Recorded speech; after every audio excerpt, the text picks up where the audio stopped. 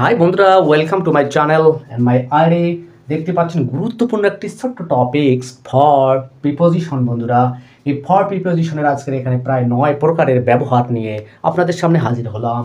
চলুন আমরা উদাহরণ সহ এই নিয়মগুলো আজকে আমরা হাতে কলমে শিখব। বন্ধুরা, জন্য, সময়, বিনিময়, বিবেচনায়, সত্ত্বেও, হিসেবে, মনে করা, বিনিময়ে, পরিবর্তে, কারণ, উদ্দেশ্যে, এরকম বন্ধুরা 9 প্রকার প্রায় অর্থে নিয়মে আমরা উদাহরণ সহ চলুন আজকে শিখে ফেলবো যে কিভাবে ফর ব্যবহার হতে পারে। বন্ধুরা, শিক্ষণীয় ভিডিও, তাই না টেনে ভিডিওটি দেখতেই থাকুন। প্রিয় বন্ধুরা, আসুন আমরা উদাহরণ লক্ষ্য করি। আমি এই পাশ থেকে শুরু করে এই পাশে অর্থ দিয়ে দিয়ে নিয়ম সহকারে উদাহরণ শুরু করছি এবং শেষ করছি। বন্ধুরা, প্রথমে উদ্দেশ্য দিয়ে আমি যদি উদাহরণ খেয়াল করুন। বন্ধুরা, উদাহরণ দেই, যেমন হি starts for ঢাকা। বন্ধুরা, এখানে কি অর্থ প্রদান করছে দেখুন, মানে সে ঢাকার উদ্দেশ্যে যাত্রা করে। স্টার্টেড হলে কি হতো, যাত্রা করলো। এভাবে আপনারা বিভিন্ন টেন্সে সিচুয়েশন অনুযায়ী বলতে পারেন he will start for Dhaka, সে ঢাকার উদ্দেশ্যে রওনা দেবে বা রওনা করবে, যাত্রা করবে, এরকম অর্থ আপনারা মেলা অনেকগুলো সেন্টেন্স প্র্যাকটিস করতে থাকুন। এরপর আসুন জন্য। এরপরে কি বন্ধুরা, জন্য। তাহলে ফর একটা উদ্দেশ্য অর্থে ব্যবহার করলাম, এবারে কি অর্থে ব্যবহার হবে, জন্য অর্থ। এইটা প্রায় আমরা জানি, ছোট থেকে আমরা জন্য অর্থটাই শিখে আসছি। কিন্তু বন্ধুরা, প্রত্যেকটা প্রিপোজিশনের অনেকগুলো মাল্টিপল ইউজ রয়েছে, অর্থ রয়েছে। কিন্তু তো জন্য অর্থে কিভাবে ব্যবহার হতে পারে, যেমন আমরা একটা উদাহরণ দিতে পারি যে I went for buying a car. আমি একটি গাড়ি কেনার জন্য গিয়েছিলাম। আমি একটি গাড়ি কেনার জন্য গিয়েছিলাম। ইন দ্য মার্কেট হতে পারে, পাশে আরও কিছু হতে পারে। ঠিক আছে, তাহলে আমি গাড়ি কেনার জন্য গিয়েছিলাম। পাস্ট টেন্সে ওয়েন্ট হয়ে গেছে বন্ধুরা। তাহলে এভাবে দেখুন, জন্যে অর্থে ব্যবহার করলাম। আপনি জন্য অর্থে হতে পারে যে আই ওয়ার্ক ফর সাকসেস, আমি সফলতার জন্য কাজ করি।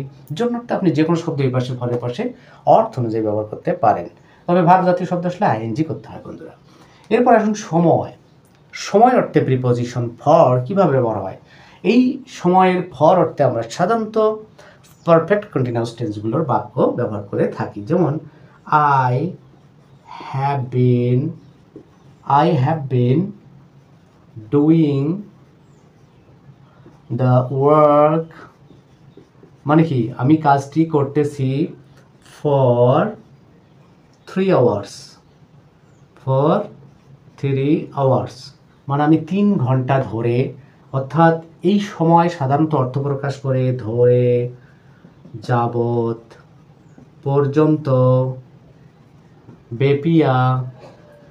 তাহলে বন্ধুরা, এই অর্থগুলো প্রকাশ করে এই ফর সময় যখন অর্থ প্রকাশ করে। অর্থাৎ আমি 3 ঘন্টা ধরে কাজটি করতেছি, আমি 3 ঘন্টা যাবত কাজটি করতেছি, আমি 3 ঘন্টা পর্যন্ত কাজটি করতেছি, আমি 3 ঘন্টা বেপিয়া কাজটি করতেছি। এই অর্থগুলো প্রদান করে ফর এইখানে, এবং পারফেক্ট কন্টিনিউয়াস টেন্সগুলোতে আমরা সাধারণত এই ফরের ব্যবহার পেয়ে থাকি। বন্ধুরা, এরপরে চলুন বিবেচনার্থে। সেন্টেন্সগুলো একটু জায়গা সংকুলন হচ্ছে না, তাই ডিলিট করি।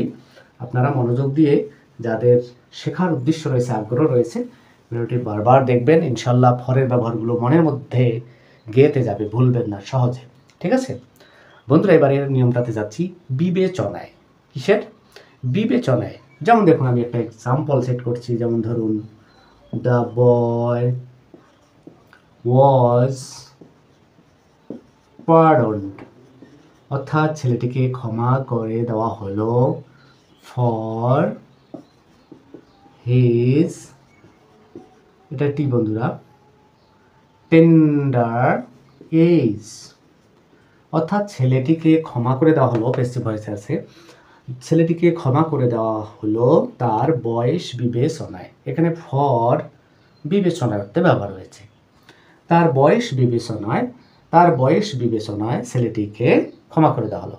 আবার সুন্দর করে যদি বলি, ছেলেটিকে তার বয়সের বিবেচনায় ক্ষমা করে দেওয়া হলো, ক্ষমা করা হলো, এরকম। তাহলে বিবেচনায় অর্থে ফর ব্যবহার হয়ে থাকে। আপনারা এরকম নিজেরাই বাক্য তৈরি করুন।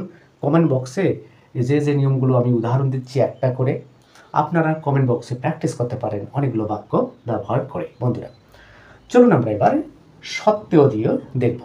সত্ত্বেও দিয়েও যদি আমরা বাক্য দেখি তাহলে কেমন হতে পারে? সাধারণত একটা ফ্রেজ যুক্ত হবে ফর দিয়ে, যেমন দেখুন ফর হিজ পভার্টি, মানে কি তার দারিদ্রতা থাকা সত্ত্বেও, অভাব থাকা সত্ত্বেও, ঠিক আছে। হি ইজ অনেস্ট, ধরুন আমি এরকম সেন্টেন্স বানালাম, আপনারা বিভিন্ন সেন্টেন্স বানাবেন বন্ধুরা। অনেস্ট অর্থাৎ দারিদ্রতা থাকা সত্ত্বেও, অভাব থাকা সত্ত্বেও, তার অভাব সত্ত্বেও, এরকম হতে পারে, তার অভাব সত্ত্বেও সে সৎ, অথবা লিখতে পারি আমরা হ্যাপি, হি ইজ হ্যাপি, বা আরও এরকম অনেক সেন্টেন্স আপনারা প্র্যাকটিস করবেন বন্ধুরা। এরপরে আসুন হিসেবে মনে করা। হিসেবে মনে করা, যেমন আমরা একটা উদাহরণ লিখতে পারি যে হি took him an actor, তার মানে হলো বন্ধুরা সে তাকে একজন অভিনেতা হিসেবে মনে করলো, একজন অভিনয়কারী হিসেবে মনে করলো বা করেছিল, এরকম অর্থ। তো কোনো কিছু, সরি এখানে ফর হবে বন্ধুরা, ফর লিখতে ভুলে গেলাম, এখানে ফর, অর্থাৎ হি টুক হিম ফর অ্যান অ্যাক্টর, সে নিজেকে একজন অ্যাক্টর হিসাবে মনে করলো। কোনো কিছু হিসাবে মনে করা, এখানে টুক মানে গ্রহণ করা নয় বন্ধুরা, টুক ফর, ফরটা অর্থাৎ প্রিপোজিশনটা অনেক সময় অবজেক্টের পরে ব্যবহার হয়, সেখানে সেই এভাবে ব্যবহার হয়েছে। তাহলে হি টুক হিম ফর অ্যান অ্যাক্টর, সে নিজেকে একজন অভিনেতা হিসেবে মনে করলো। জায়গা সংকুলন হচ্ছে না, তাই ডিলিট করি বন্ধুরা। এরপরে দেখুন, এরপরে কি আছে দেখুন তো, এরপরে রয়েছে বন্ধুরা বিনিময়ে। বিনিময় মানে কি? কোনো অর্থের বিনিময়ে, টাকার বিনিময়ে, মুদ্রার বিনিময়ে, পয়সার বিনিময়ে, এরকম অর্থে ব্যবহার হবে সাধারণত। তো উদাহরণে আসুন দেখুন, যেমন দেখুন বন্ধুরা, she took the book, she took the book for টাকা, সাধারণত টাকা সংক্ষেপে এভাবে লেখা হয়, ফর টাকা 500, অর্থাৎ সে 500 টাকার বিনিময়ে বা 500 টাকায় বইটি নিল বা কিনলো, এরকম 500 টাকার বিনিময়ে বইটি কিনলো বা বইটি নিল, এরকম অর্থ হতে পারে, অর্থাৎ বিনিময় অর্থে এখানে ফর ব্যবহার হলো। এরপরে কি আছে বন্ধুরা দেখুন, পরিবর্তে। পরিবর্তে এটার উদাহরণ কীরকম হতে পারে? যেমন দেখুন উদাহরণ দিচ্ছি, মাই সান ওয়ার্কস, মানে আমার ছেলে কাজ করে, ওয়ার্কস ফর মি, মানে আমার জন্যে কাজ করে, এরকম অর্থেও হতে পারে, কিন্তু এখানে প্রকৃত অর্থটা দেবে যে আমার ছেলে আমার পরিবর্তে কাজ করে, আমার পরিবর্তে কাজ করে, হ্যাঁ, অথবা অ্যাক্টস ফর মি বললে বেশি ভালো হয়, আরও অ্যাক্টস ফর মি, অর্থাৎ আমার পরিবর্তে কাজ করে, অ্যাক্টস ফর এটা বেশি খায়। তাহলে মাই সান অ্যাক্টস ফর মি, আমার পরিবর্তে কাজ করে। এরপরে কি রয়েছে বন্ধুরা? কারণ। এরপরে কি রয়েছে? কারণ। কোনো কারণে কোনো কিছু হলে, যেমন ধরুন আমি একটা উদাহরণ দিলাম যে আই ফেইল্ড, মানে আমি ব্যর্থ হয়েছিলাম, I failed for my laziness, মানে কি দাঁড়ালো যে আমার অলসতার কারণে, আমার অলসতার কারণে আমি ব্যর্থ হয়েছিলাম। তাহলে কারণ অর্থেও ফর ব্যবহার হতে পারে। এ হলো বন্ধুরা ফর প্রিপোজিশনের এই অর্থগুলো দিয়ে আমরা বাক্য বা উদাহরণ লক্ষ্য করলাম। প্রিয় বন্ধুরা, ফরের এই নিয়মগুলো যদি ভালো লেগে থাকে, আর এই যে উদাহরণগুলো দিলাম, এরকম উদাহরণ দিয়ে আপনি যদি নিজে নিজে বাক্য বানাতে পারেন, তাহলে আপনি সাকসেসফুল হবেন। ভিডিওটি যদি আপনার প্রথমবারে দেখে বুঝতে অস্পষ্ট হয়, তাহলে ভিডিওটি আরও একবার দেখতে পারেন বা বারবারও দেখতে পারেন, যারা প্রাথমিক পর্যায়ে দেখছেন।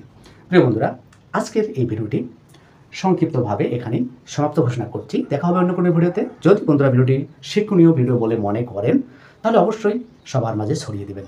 আর বন্ধুরা অবশ্যই লাইক কমেন্ট করে আমাকে উৎসাহিত করবেন। দেখা হবে অন্য কোনো ভিডিওতে। Thank you so much for watching, love you.